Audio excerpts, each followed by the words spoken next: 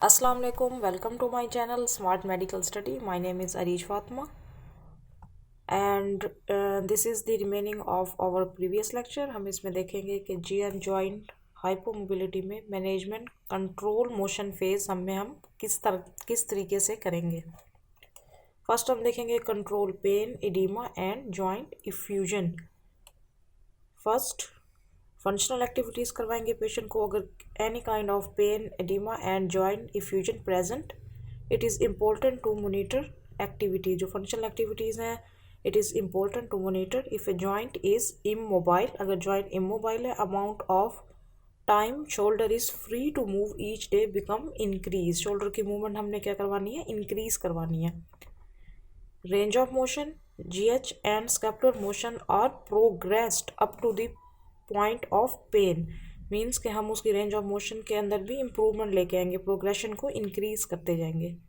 Patient use self assisted range of motion exercises such as hand slides on a table.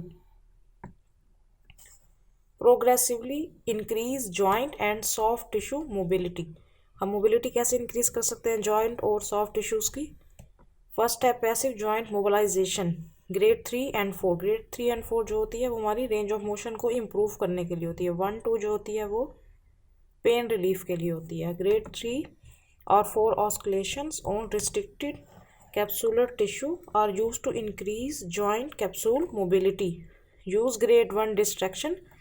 अगर हम grade 1 distraction use कर रहे हैं, उसके अंदर हम सारी ग्लाइडिंग टेक्निक्स यूज़ कर सकते हैं। If gliding in direction of restriction not tolerated then glide in the opposite direction. अगर जिस डायरेक्शन में रिस्ट्रिक्शंस है, अगर उस डायरेक्शन में हम ग्लाइड ना दे सके, पेनफुल हो, तो हम ग्लाइड देंगे अपोजिट डायरेक्शन में। एज पेन डिक्रीज, जैसे ही हमारा पेन डिक्रीज होगा पेशेंट का, glide in the direction of restriction, तो उसी रिस्ट्रिक्शन की डायरेक्शन में हम ग्लाइड करेंगे। Self mobilization techniques. First is caudal glide, anterior and posterior. हम मैनुअल स्ट्रेचिंग करवा सकते हैं। इससे क्या होगा, increase mobility in soft tissues and muscles.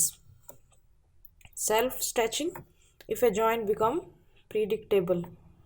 अगर जॉइंट करेक्शन प्रिडिक्टेबल है तो देन हम सेल्फ स्ट्रेचिंग भी करवा सकते हैं।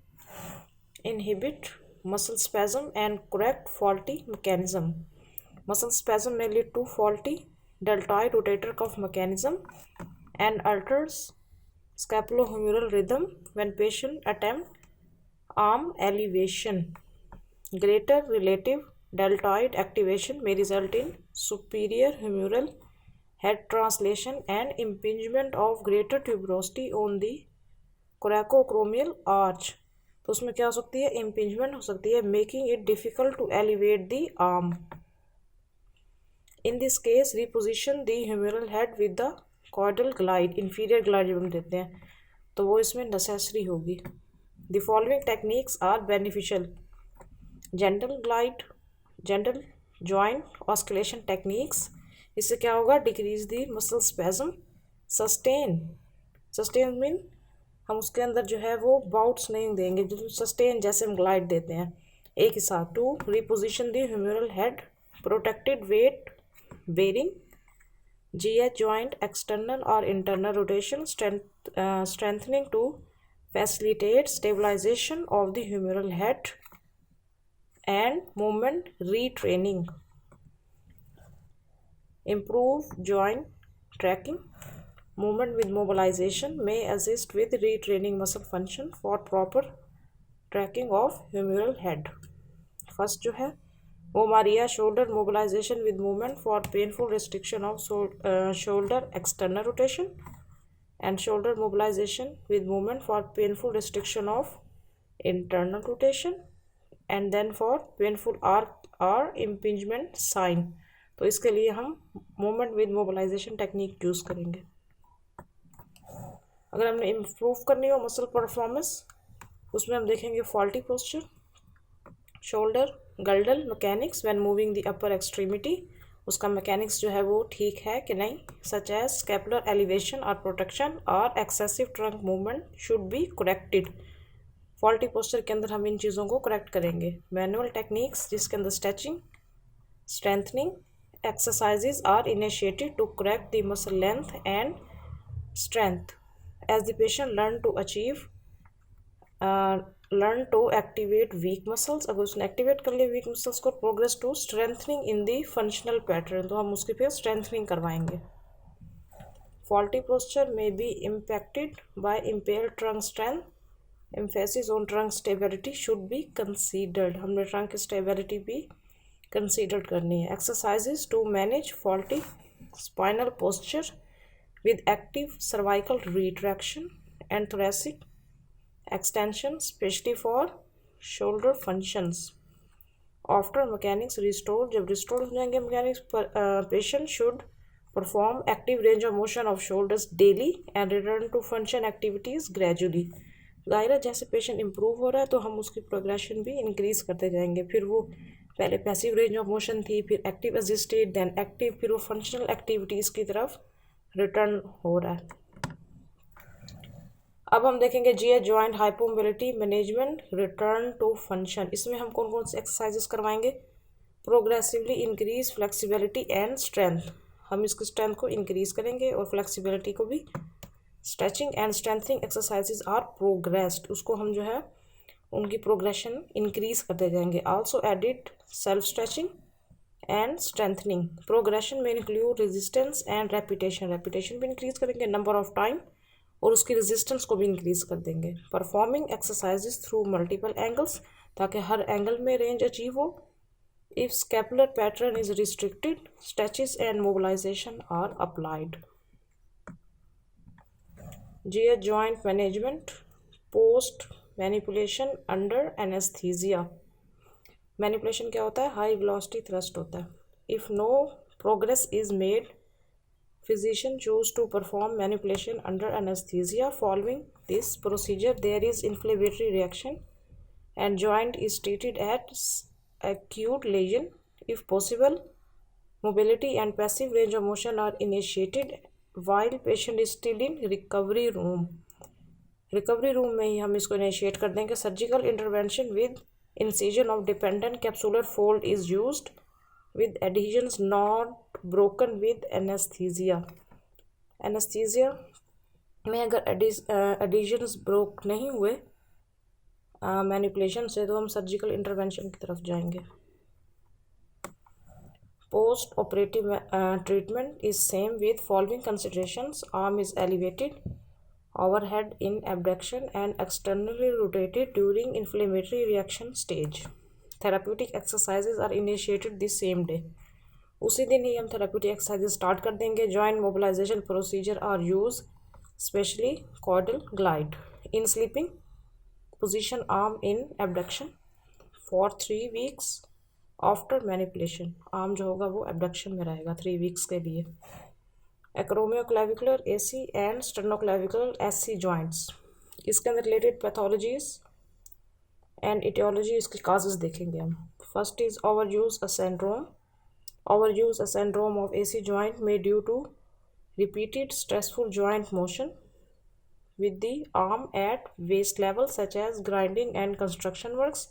जिसके अंदर हमारा आर्म जो है वो वेस्ट लेवल तक होता है. और repeated diagonal extension, abduction and internal rotation. Arm की जितनी भी मूवमेंट्स हैं such as playing volleyball and tennis, तो इन मूवमेंट्स में ये सब क्या है, इनकी ओवरयूज़ की वजह से ये सिंड्रोम हो सकता है. Overuse syndrome of AC joint. Subluxation or dislocation. Subluxation or dislocation of AC or SC joint is due to fall on outstretched arm. At AC joint, acromioclavicular joint, distal end of clavicle often displays posteriorly. clavicle का distal end जो है वो posterior चला जाता है and superior on the acromion and AC spalting ruptures. After trauma, hypermobility is permanent. Trauma के बाद क्या होगा? जाहिर है वहाँ पे स्टेबिलिटी नहीं होगी, सबलगेशन हो गई है, तो फिर क्या होगा? हाइपर मोबिलिटी होगी because of no muscle present for direct stability to the joint. Hypomobility, clavicular mobility decrease. Clavicle की मोबिलिटी डिक्रीज हो जाएगी विद एससी जॉइंट के साथ. Osteoarthritis and contribute to thoracic outlet syndrome by compressing the space available for neurovascular bundles, जहाँ से nerves गुजर रही होती हैं at the course between clavicle and first rib, वहाँ से नर्व कंप्रेशन हो जाएगी और उस सिंड्रोम को हम क्या कहेंगे, thoracic outlet syndrome। Common impairment of structure and functions क्या क्या हमें देखने को मिलेंगी। Pain localized on the affected joint और लिगामेंट, पेन उसी जॉइंट पे होगा अफेक्टेड जॉइंट पर। Painful arc at end range of shoulder elevation, जब हम एंडरेज करेंगे शोल्डर एलिवेशन की तो पेनफुल आर्क हमें देखने को मिलेगी। Pain with shoulder horizontal abduction और अडक्शन। इफ ट्रॉमा और overuse hypermobility occur, hypermobility in case of sustain posture, arthritis और इमोबिलिटी, इन सब के केस में क्या होगा, हाइपरमोबिलिटी होगी। Common activity limitation and participation restrictions क्या होंगी। Limited ability to sustain repeated forceful movement of the arm, repeated movement and forceful movement arm की क्या होगी, लिमिटेड होगी, सच एज ग्राइंडिंग और packing. Inability to reach overhead और repeated overhead activities without pain, without pain activities overhead नहीं होंगी। Non operative management of AC और SC joint strain और हाइपर मोबिलिटी, उसके बाद नॉन ऑपरेटिव मैनेजमेंट कौन कौन सी हैं, अगर स्ट्रेन हो गया ligament muscles ligament strain AC या SC जॉइंट का। रिड्यूस जॉइंट लोड, आपने लोड नहीं डालना जॉइंट पे, उसको रिड्यूस करना है by supporting the weight of arm with slings. Cross fiber massage to capsule और ligaments. Maintain range of motion of GH joint and scapulothoracic articulation, आपने मोबिलिटी को, रेंज ऑफ मोशन को मेंटेन रखना है जॉइंट्स में और स्कैपुलोथोरेसिक आर्टिकुलेशन में। Increase strength off shoulder complex trunk and legs, strength भी आपने मेंटेन रखनी है। Return to function activities gradually. Non operative management of AC और SC जॉइंट हाइपोमोबिलिटी, इसमें हम कैसे, हम नॉन ऑपरेटिव मैनेजमेंट हमारी क्या होगी, if there any kind of hypomobility, joint mobilization techniques are use to increase joint mobility. अब joint mobility हमें इंक्रीज करने की ज़रूरत है क्योंकि हाइपोमोबिलिटी है, तो उसके लिए हम क्या करेंगे, जॉइंट मोबिलाइजेशन टेक्निक्स, ग्लाइडिंग देंगे। एंड नेक्स्ट लेक्चर इंशाल्लाह GH जॉइंट सर्जरी, सर्जरी के लिए क्या क्या हम प्रोसीजर यूज़ करते हैं and it's post operative management हम देखेंगे। And this is the end of my lecture, very important, very long and I definitely sure that you enjoy this lecture. Thank you.